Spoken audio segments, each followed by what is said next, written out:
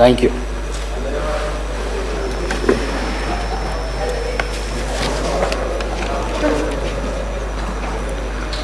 All papers are deemed to have been laid on the table of the House. Amendments.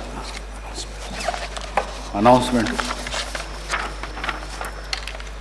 I am to announce to the House that the following bills will be taken up for consideration and passing by the Assembly today, the 21 March 2025, and the amendments to the bills will be received up to 11:30 a.m. today. The Telangana Advocates Welfare Fund Amendment Bill 2025,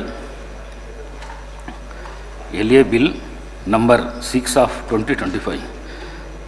Number 2, the Telangana Advocates Clerks Welfare Fund Amendment Bill 2025, LA Bill number 7 of 2025.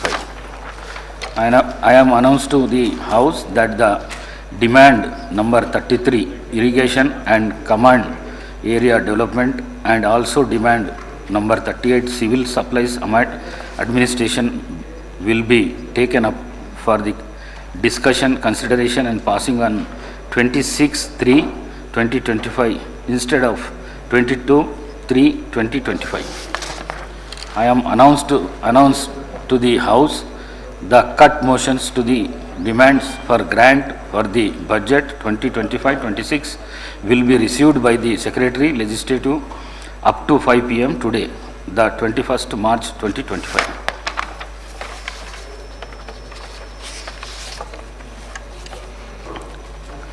General discussion on budget. Sri Harish Rao garu. ధన్యవాదాలు అధ్యక్ష. Before I go to budget speech ఒక చిన్న request అధ్యక్ష మీతోని. ఎందుకంటే అధ్యక్ష, budget అనేటువంటిది ఈ శాసనసభకు చాలా ముఖ్యమైనటువంటిది. అంటే మన శాసనసభ నిర్వహించే అతి ముఖ్యమైన కార్యక్రమాల్లో బడ్జెట్ పాసింగ్ అనేటువంటిది one of the important agenda. నా రిక్వెస్ట్ ఏంటంటే అధ్యక్ష, కొంచెం సమయం ఇవ్వండి మాకు. నిన్న భట్టి గారి 72 పేజీల ఉపన్యాసాన్ని చాలా శ్రద్ధగా విన్నాం. ఒక 500 పేజీల పెన్ డ్రైవ్ కూడా ఇచ్చారు. నిన్న మీరు మాకు సెలవు కూడా ఇచ్చారు, బాగా ప్రిపేర్ కండి, చదువుకొని రండి అని మీరు సెలవు ఇస్తే ఆ 500 పేజీల పెన్ డ్రైవ్ చదువుకున్నాం. 72 పేజీల ప్రసంగాన్ని బాగా విన్నాం. చిన్నప్పుడు నేను లాస్ట్ దాక్కున్నా, నేను ఉన్నాను. ఇప్పుడు నేను మాట్లాడేది ఎందుకు సార్, నా అప్పీల్ అదే చెప్దాం అనుకుంటున్నా. ఎందుకంటే అధ్యక్ష, మేము స్కూల్కి పోయేటప్పుడు, కాలేజీ ఉన్నప్పుడు కూడా ఇంత శ్రద్ధగా చదివినామో లేదో కానీ ఈ తెలంగాణ రాష్ట్ర ప్రజల కోసం, ఈ రాష్ట్ర ప్రజల సంక్షేమాన్ని దృష్టిలో పెట్టుకొని బాగా ప్రిపేర్ అయ్యి వచ్చినాం అధ్యక్ష. నా రిక్వెస్ట్ ఏంటంటే, భట్టి గారు చాలా అనుభవజ్ఞులు, బాగా సమాధానం చెప్పగలిగిన శక్తివంతులు. సో మధ్య మధ్యలో ఈ మినిస్టర్స్ ఇంటరప్షన్స్ లేకుండా చూడాలని మేము సవినయంగా విజ్ఞప్తి చేస్తూ ఉన్నాం. అధ్యక్ష, ప్రభుత్వానికి ఓపిక ఉండాలి శ్రీధర్ బాబు గారు, మీకు సహనశీలత ఉండాలి, ఓపిక ఉండాలి.